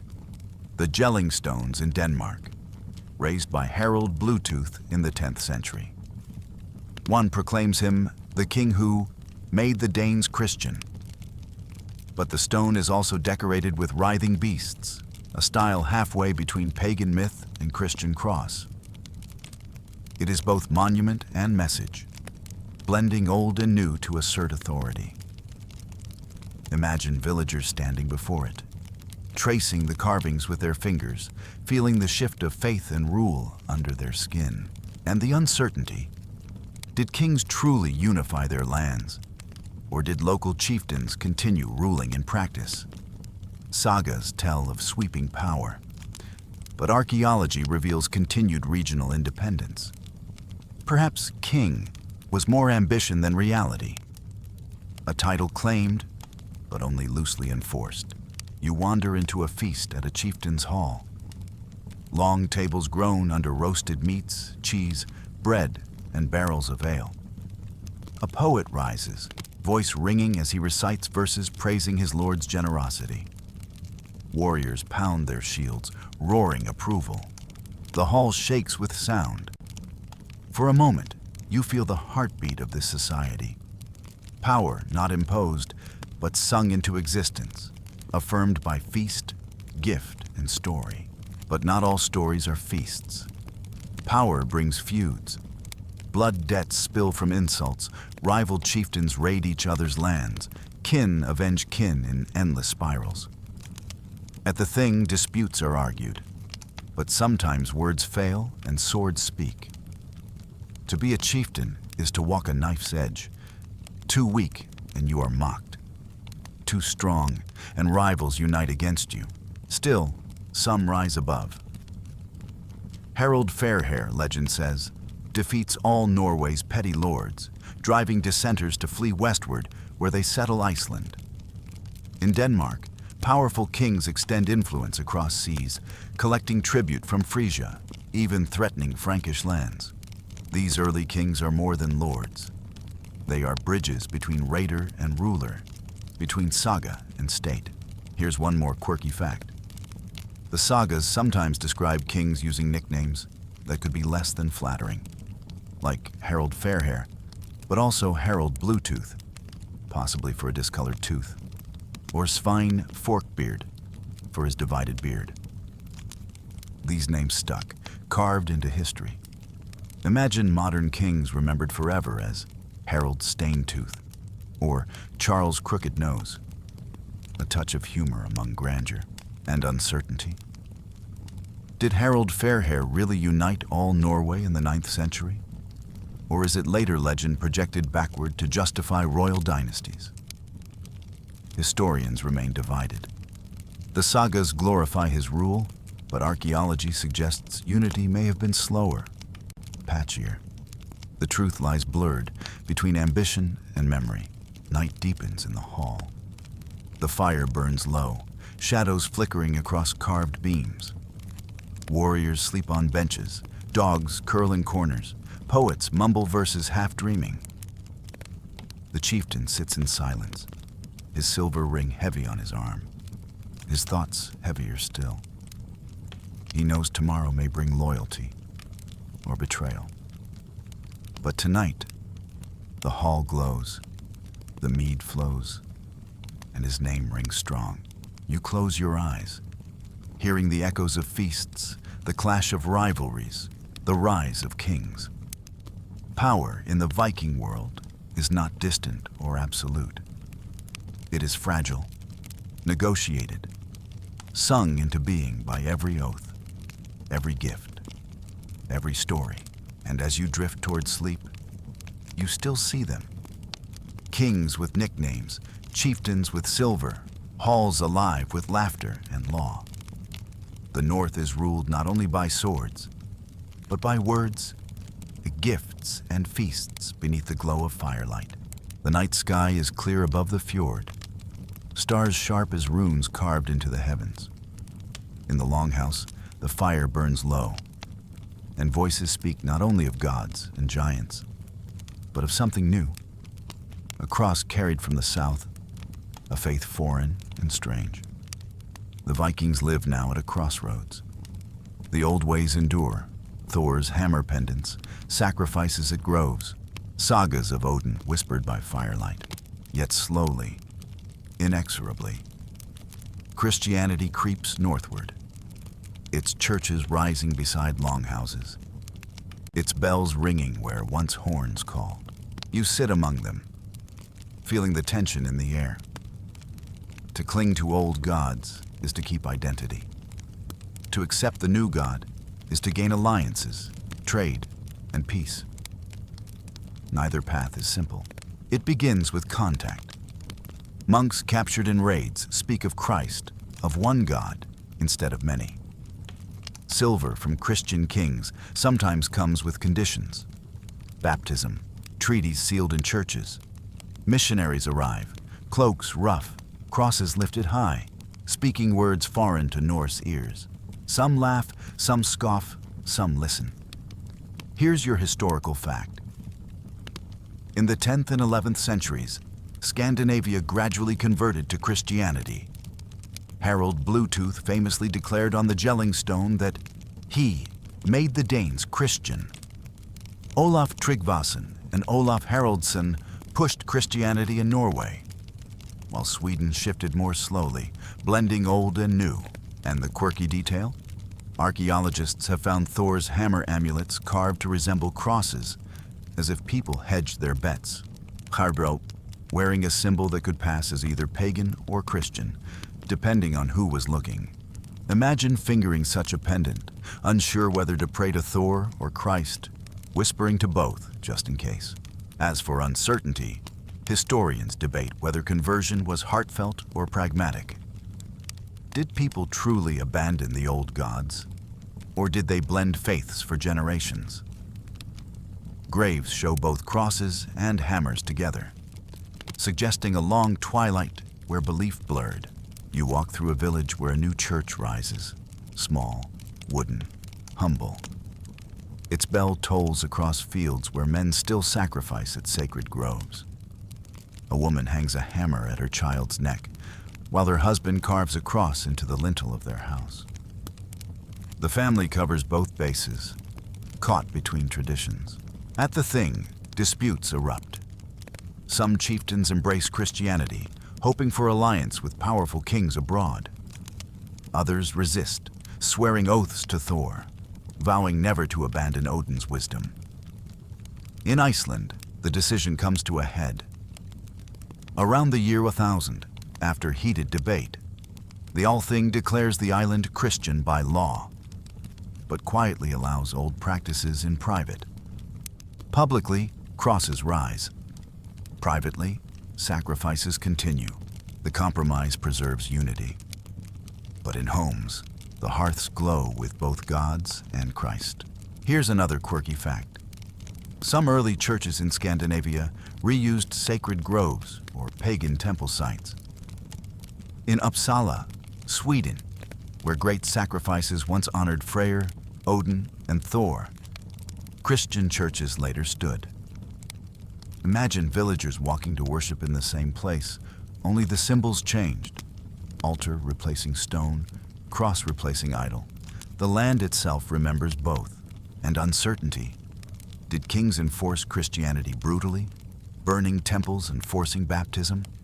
Or was it more gradual, negotiated through law and trade? Sagas tell of fiery conversions, idols toppled, blood spilled. Archaeology hints at slower change, a blending of faiths. The reality may be both. Moments of violence, seasons of compromise, centuries of blending. Step into a hall now where a skald sings. Once his verses praised Thor's hammer, Odin's wisdom. Now he tries new words. Christ as a warrior king, the cross as a weapon of light. Old meters carry new meaning, poetry adapting as faith shifts. People listen, nodding, unsure if they hear the same gods in different names or something wholly new. In the corner, a carved idol leans against the wall, half forgotten. Once it received blood, now dust. Yet the hearth still glows, the stories still weave, and perhaps the gods still linger, watching silently as the cross rises. Here's one last quirky image. In some burials, archaeologists find ships placed under mounds with both Christian crosses and pagan grave goods. A sword beside a cross, beads beside a gospel. The dead seem prepared for both afterlives, Valhalla's Hall of Heroes and Heaven's Paradise. Imagine lying in the earth, hedging bets, uncertain which god will open the door. And uncertainty? When did the last pagans fade? Sagas written centuries later paint conversion as dramatic and final, but rural areas likely clung to old ways for generations.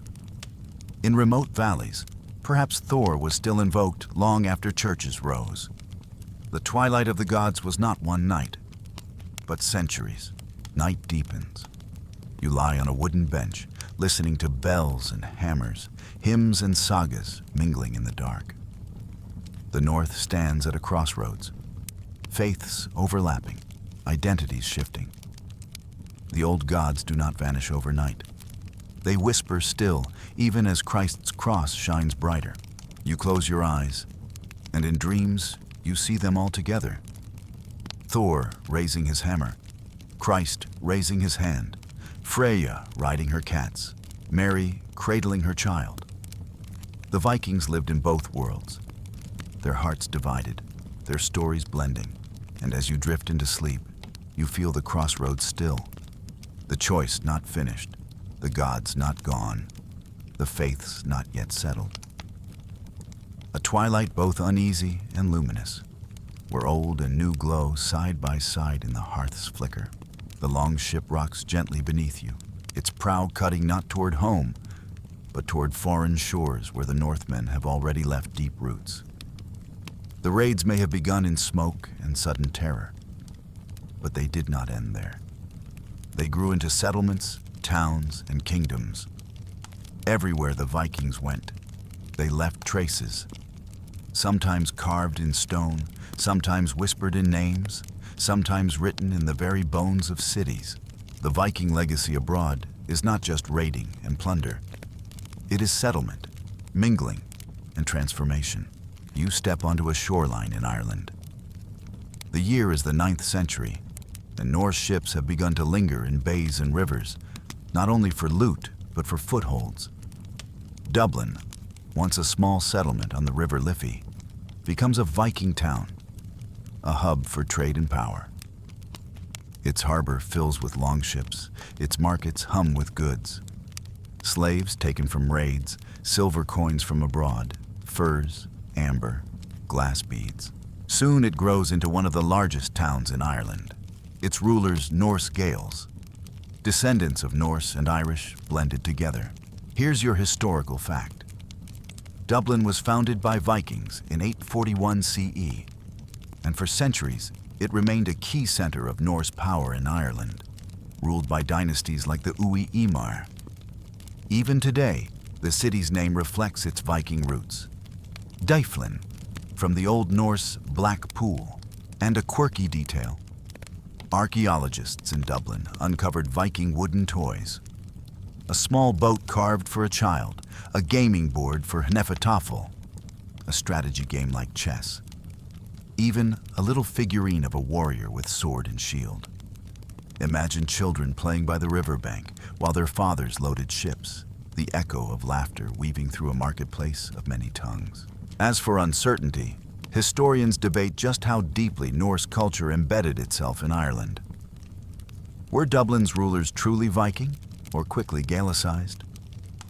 The Sagas describe proud Norse kings, but Irish annals show constant intermarriage and shifting identities.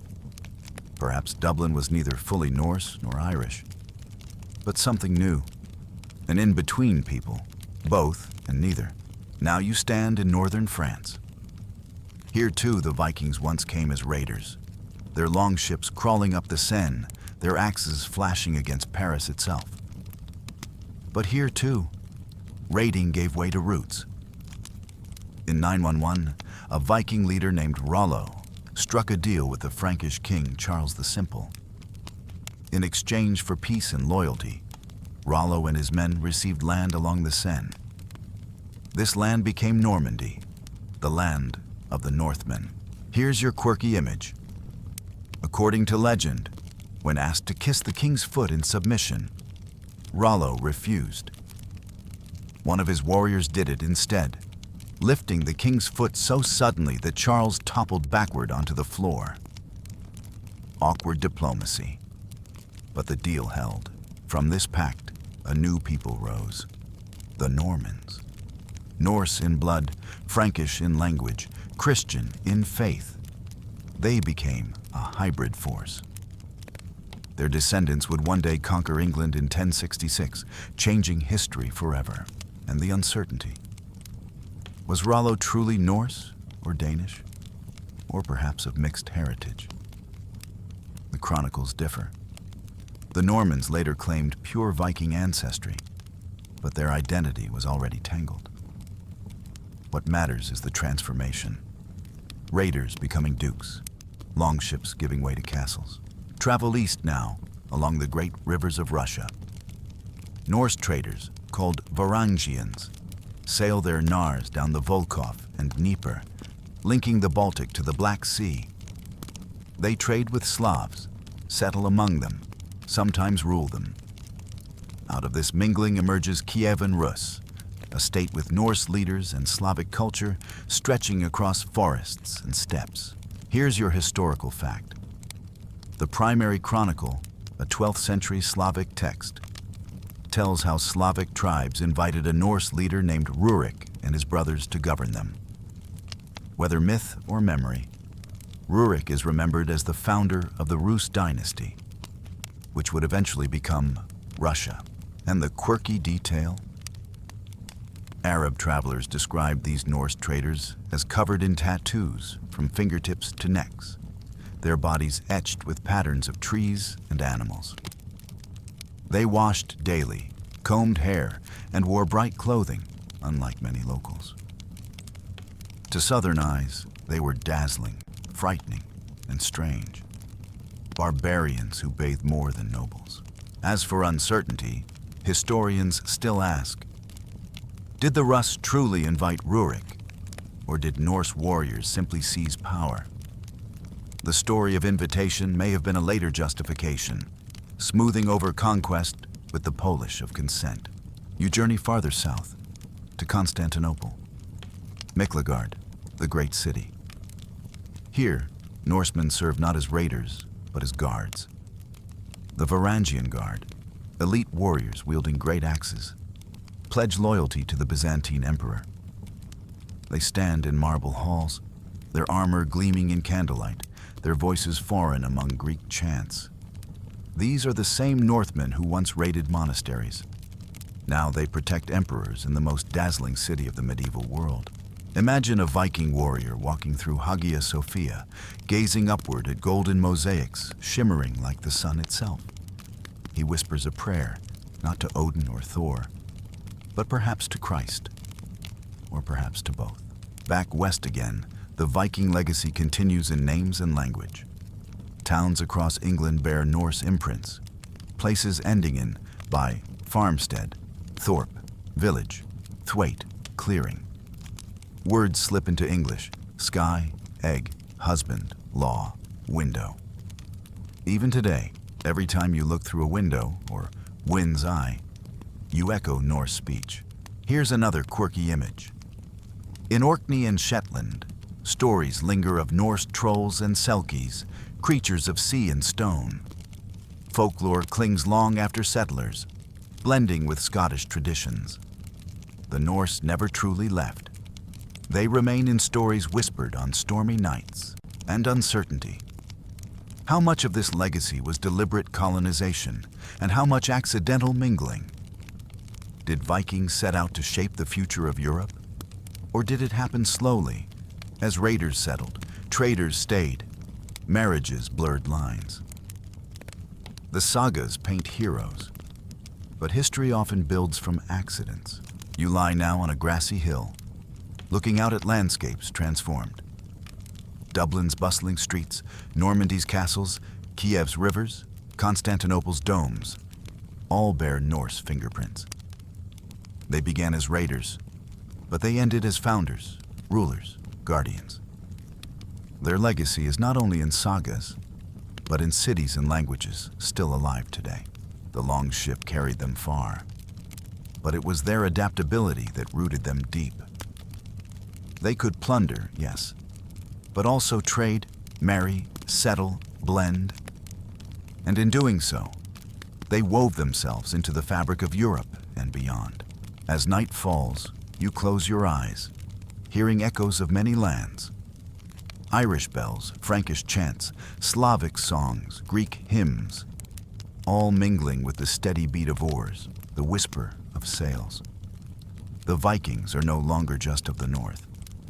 They are everywhere, their legacy scattered like stars across the world. The sun sets slowly over the fjord, its light dimming against mountains that once echoed with songs of sails and oars. The fire of the Viking Age bright and fierce, begins now to wane. You sit at the edge of the water, listening to the hush of waves, and you feel the weight of centuries pressing forward. The longships still glide, but less often for plunder, more for trade. The gods still linger in memory, but churches ring bells where hammers once blessed. Kings grow stronger, laws grow firmer, borders tighten. The open horizon narrows. The Viking Age draws toward its end. The reasons are many, tangled as roots beneath the soil. First, Europe adapts. Coastal monasteries, once helpless against dragon-proud ships, now build stone walls, hire guards, forge alliances. Fortified bridges span rivers, blocking longships from gliding inland. Kings who once paid silver to avoid raids now muster armies to fight them. The element of surprise, the Vikings' greatest weapon, begins to fade. Here's your historical fact. In 1066, the Battle of Stamford Bridge marked the last great Viking invasion of England. Harald Hardrada of Norway sailed with thousands, seeking to claim the English throne. At first, he won, but days later, at Stamford Bridge, the English king Harold Godwinson struck back, surprising the Norse. Hardrada fell, an arrow through his throat, and with him fell the dream of Viking conquest in England. And a quirky detail? Chronicles tell of a single giant Norse warrior holding the narrow bridge against English troops, swinging his axe until he was finally speared from beneath the planks. Whether fact or legend, the tale lingers. One man against an army, defiant until the end. As for uncertainty, historians debate whether 1066 should be called the end at all.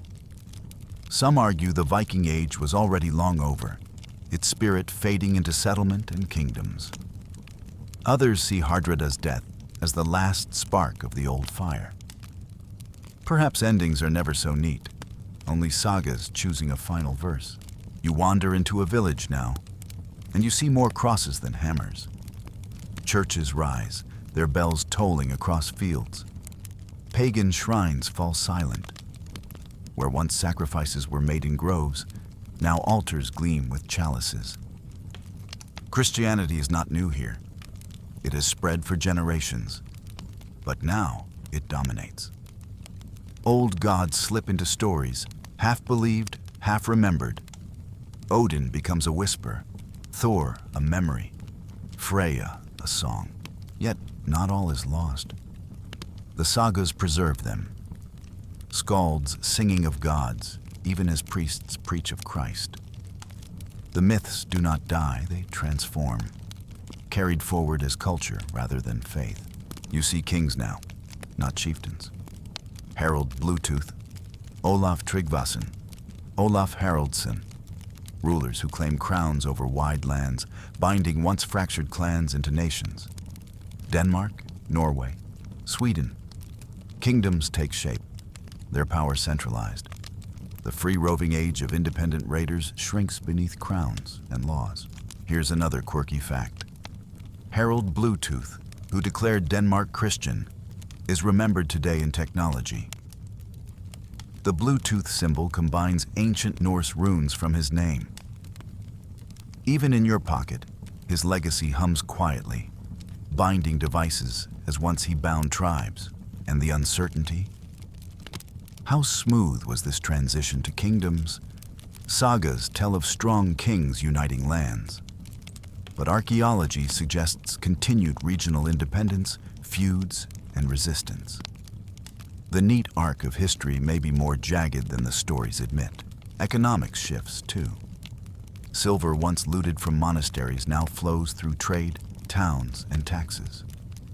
Markets thrive in places like Hedeby and Birka, trading hubs buzzing with goods.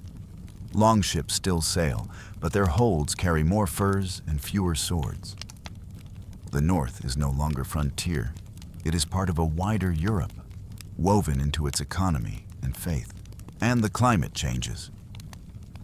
Around the 11th century, a cooling trend shortens growing seasons. strains Greenland settlements, makes voyages harsher. The edges of Norse expansion, Vinland, Greenland, fade, too fragile to last. The world contracts. You sit by a hearth in Iceland, and you hear sagas recited. No longer fresh memory, but crafted story. The children listen wide-eyed, not to plans for raids, but to tales of ancestors who once crossed seas, fought giants, feasted in halls. The Viking Age is becoming legend before your very ears. Picture one evening. A skald sings of Ragnar Lodbrok, of Eric the Red, of Harold Fairhair. The hall roars with laughter and tears, though few remember these figures firsthand. The stories shift, shaped by memory, colored by longing. The Viking Age survives not in deeds, but in words. Here's a quirky image. In York, England, once Jorvik, a Viking stronghold. Archaeologists found a latrine seat carved from wood, the oldest of its kind. A reminder that the Norse left behind not only swords and silver, but also the most human traces. Their legacy is not only grand, but ordinary. Towns with sewage, farms with fences, children with toys, and uncertainty. Did the people themselves know their age was ending? Or did they simply live, work, and worship as always? We see patterns only in hindsight. To them, it may have felt less like an ending than just another turn of the seasons. Night falls again, stars scattering across the sky. The Viking Age does not end in one moment. It fades slowly into kingdoms, into churches, into trade routes. The dragon prows rot in harbors, sails fall to dust, but their echoes remain. You hear them in languages, in laws, in place names, in stories whispered still. The age of raids is gone. But the age of memory has only begun. You close your eyes, hearing the creak of oars fading into silence. The whistle of wind across fjords, the hush of waves against a shore where no longships come anymore. And in that silence, you feel it. The Viking Age at twilight. Not gone, but transformed into history, story, and dream. The hall is warm, its beams high and shadowed, the fire glowing low in the center. Outside, snow drifts across the fields, the wind sighing against turf walls. Inside, voices gather one last time, not for planning raids or weighing silver, but for listening. A skald sits near the hearth, harp in his lap, eyes glinting as the flames dance. He clears his throat, and silence falls. Now comes the echo, the sagas, the songs, the memories that will carry the Viking Age far beyond its twilight. You listen as the skald begins, his voice steady, his words shaped by rhythm and repetition. He speaks of gods who once strode across the sky, of giants in mountains, of dwarves forging treasures in fire. He tells of Odin's wisdom, Thor's thunder, Freya's tears of gold. The gods may be fading from worship, but here they live again, their deeds flickering like embers in the dark. Then he turns to heroes. Ragnar Lodbrok, cast into a pit of snakes yet singing proudly of Valhalla. Bjorn Ironside, raiding as far as the Mediterranean. Eric the Red, carving farms from Greenland's icy shores. Leif the Lucky, glimpsing Vinland beyond the horizon. Their stories rise and fall with the skald's voice, half history, half legend, stitched into memory. Here's your historical fact. Many sagas were written down in Iceland during the 13th and 14th centuries, centuries after the Viking Age itself had passed. Works like the Saga of the Ynglings, the Saga of the Volsungs, and Snorri Sturluson's Prose Edda preserved not only history but also myth. Without them, much of Norse culture would have vanished into silence. And a quirky detail? Some sagas include dreamlike details that puzzle historians, like a hero wearing a pigeon helmet or warriors fighting with flaming swords. Were these exaggerations for entertainment, or echoes of lost symbolism. The sagas blur the line between history and poetry. You smile, remembering earlier tales of practical puffins and lice combs, now interwoven with helmets fit for riddles. As for uncertainty, scholars still debate how much of the sagas reflect truth versus invention. Did events happen as told, or were they reshaped by memory, pride, and imagination? The sagas may be part history, part folklore, part artistry. But perhaps the blend is the point. Truth wrapped in story, kept alive not by accuracy, but by resonance. You hear a saga of a blood feud, vengeance spiraling across generations. Then one of love, where a woman waits by the shore for a husband who never returns. Then one of wonder, where a warrior dreams of Odin before battle. Each tale is different, yet each is tied to the same truth. Life is fragile, fate unyielding, memory eternal.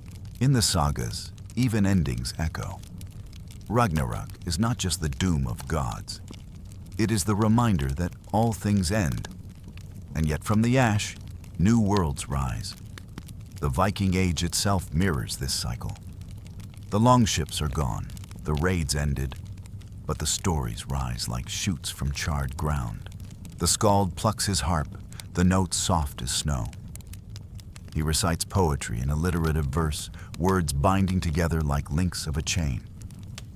You hear kennings, poetic riddles, calling the sea the whale road, gold, the fire of the serpent, battle the storm of swords. The language itself becomes magic, weaving the mundane into myth. You close your eyes, letting the rhythm lull you. It is as if the sagas are not told to you, but sung into your bones. Here's another quirky image. One saga tells of a skald who insulted a king with verse so sharp that it cut like a blade. Instead of killing him, the king rewarded him for his cleverness. Words themselves had power, equal to weapons. In a world of swords and shields, poetry could be as deadly or as valuable as steel and uncertainty. Were the sagas composed by single authors or shaped by centuries of oral tradition? Each story carries layers, like wood carved and recarved, polished by countless voices before ink fixed it. We may never know who first spoke them, only that they endure. The fire burns low. Around you, the hall grows still. The skald's voice slows, softer now, the last verses falling like snowflakes. He reminds the listeners not only of gods and heroes, but of ordinary lives. Women weaving, men farming, children playing with toy ships, traders counting beads. The sagas hold them too, quietly, among the grand. For memory is not only for kings, it is for all. And then silence. The harp rests. The embers glow faint. The listeners sigh, some smiling, some weeping. The stories are finished for the night, but not ended. Tomorrow they will be told again, reshaped, renewed. The Viking Age lives on not in raids, but in echoes. You step outside. The stars glitter cold and endless. The wind is sharp, the night vast. You hear faintly the sagas still, carried on the breeze, whispering across seas and centuries. They will travel farther than any longship, reaching lands never touched by oars. They will survive longer than any hall, etched into memory, written in ink, whispered into sleep. The Viking Age has ended, but its stories will never die. Python, awaiting continue. Final wind down, 300 words. The fire is nearly out now, its embers glowing faintly red, like the last traces of sunset beneath the horizon. The hall is quiet. The longships rest in harbors, their dragon heads weathered, their sails folded. The gods whisper only in sagas. The warriors sleep in soil, the traders fade into memory. Yet the north still hums with echoes. You lie back, eyes heavy, and you feel the weight of centuries softening into dream. The hoofbeats of raiding horses, the creak of oars, the laughter in smoky halls, all fade to silence. What remains is gentler. The lull of waves against shore, the hush of snow falling on turf roofs, the murmur of stories told by firelight. The Viking Age is over, but it drifts like a ship into mist, never gone, always somewhere just beyond sight. Its sagas curl around you like a warm cloak, reminding you that even when ages pass, memory endures. Breathe slowly now. Let the whale road fade into still water. Let the storm of swords soften into silence. Let the fire of gold dim to ash. The world of the North is quiet now, holding you gently, cradling you into rest. Close your eyes. The stories are finished for tonight. The longhouse door is shut. The stars keep their watch, and the sea sighs softly against the shore. Sleep now.